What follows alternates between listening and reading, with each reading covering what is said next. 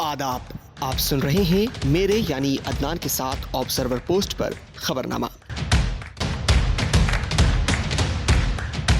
शुरुआत करते हैं आज की मुख्य हेडलाइंस के साथ। रेल हादसों पर विपक्ष ने संसद में सरकार को घेरा। अश्विनी वैष्णव ने कहा, हम काम करने वाले लोग। पेरिस ओलंपिक में भारत ने जीता तीसरा मेडल। सुप्रीम कोर्ट ने बदला अपना 19 साल पुराना फैसला।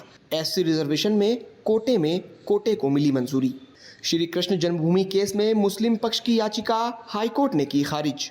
स्वाति मालीवाल मारपीट मामले में सुप्रीम कोर्ट ने पूछा, क्या सीएम हाउस में गुंडे होने चाहिए। झारखंड विधानसभा से बीजेपी के 18 विधायक निलंबित। नेता विपक्ष बोले, सरकार के इशारे पर हुई कार्रवाई। इस्राएली हमले में हमास मिलिट्री चीफ दाइफ की मौत। ईरान इस्राएल में जंग का खतरा। खामेनेई बोले, सीधा हमला करेंगे। वेनेजुएला में राष्ट्रपति से फाइट करेंगे मस्क। मादुरो ने दी थी चुनौती। अब खबरें विस्तार से। गुरुवार 1 अगस्त को लोकसभा में रेल मंत्री अश्विनी वैष्णव ने ट्रेनों की सेफ्टी पर अपनी बात रखी। इस पर विपक्ष ने ताज़ा हादसों पर सरकार से सवाल पूछे और जमकर हंगामा किया। रेल मंत्री ने कहा, हम काम करने वाले लोग हैं, रील बनाने वाले नहीं। विपक्ष पहले अपने गिरेबान में झांके। असल में शिवसेना उद्धव गुट की राज्यसभा सांसद प्रियंका चतुर्वेदी ने 30 जुलाई को कहा था, रेल मंत्री अपने प्रचार में व्यस्त हैं, वे यही सोचते हैं कि कैसे मैं रेल मंत्री की जगह रील मंत्री बन जाऊं। पेरिस ओलंपिक में बुधवार को भारत को तीसरा मेडल मिला। 50 मीटर राइफल 3 पोजीशन की मेंस कैटेगरी में शूटर स्वप्निल कुसाले ने ब्रॉन्ज मेडल जीता। स्वप्निल ने कुल 451.4 अंक हासिल किए। खास बात यह है कि इस बार के ओलंपिक में अब तक 3 मेडल शूटिंग इवेंट में ही मिले हैं। स्वप्निल कुसाले 2015 में कुवैत में हुई एशियन शूटिंग चैंपियनशिप में 50 मीटर राइफल प्रोन 3 इवेंट में गोल्ड मेडल जीत चुके हैं। राज्य सरकारें अब अनुसूचित जाति यानी शेड्यूल कास्ट के रिजर्वेशन में कोटा दे सकती हैं। सुप्रीम कोर्ट ने अपना 19 साल पुराना फैसला पलट दिया। तब कोर्ट ने कहा था कि अनुसूचित जातियां खुद में एक समूह हैं, इसमें शामिल जातियों के आधार पर और बंटवारा नहीं किया जा सकता।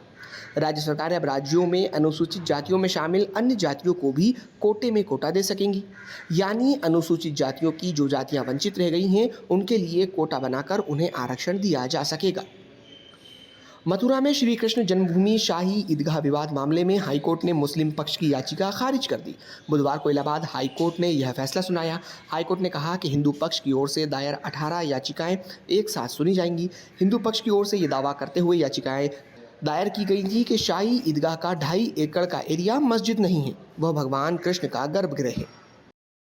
सुप्रीम कोर्ट ने बुधवार को स्वाति मालीवाल से मारपीट के मामले में मुख्यमंत्री अरविंद केजरीवाल के पीए विभव कुमार की जमानत पर सुनवाई की। इस दौरान कोर्ट ने पूछा कि क्या मुख्यमंत्री का आवास निजी बंगला है। हमें इस बात की हैरानी है कि क्या इस तरह के गुंडे को सीएम आवास में काम करना चाहिए। बेंच ने पूछा, विभव को पीड़ित की फिजिकल कंडीशन पता थी, लेकिन ये आदमी उसे पीटता रहा, उसे क्या लगता है सत्ता उसके सिर पर चढ़ गई है। अगली सुनवाई 7 अगस्त को होगी। झारखंड विधानसभा के मानसून सत्र के 5वें दिन भी जमकर हंगामा हुआ। सुबह कार्रवाई शुरू होते ही बीजेपी के विधायकों ने हंगामा किया, जिसके बाद विधानसभा अध्यक्ष रविंद्र महतो ने बीजेपी के 18 विधायकों को मानसून सत्र से 2 दिन के लिए निलंबित कर दिया। 2 अगस्त दोपहर 2 बजे तक के लिए विधायकों को सस्पेंड किया गया है। नेता प्रतिपक्ष अमर बाउरी ने कहा है कि विधानसभा अध्यक्ष ने सरकार के इशारे पर यह कार्रवाई की है। इजरायली सेना ने गुरुवार को दावा किया कि उसके हमले में हमास के मिलिट्री चीफ मोहम्मद दाइफ की मौत हो गई। ये हमला 13 जुलाई को किया गया था। हमास के 3 बड़े लीडरों में अब सिर्फ गाजा के चीफ याह्या सिनवार बचे हैं।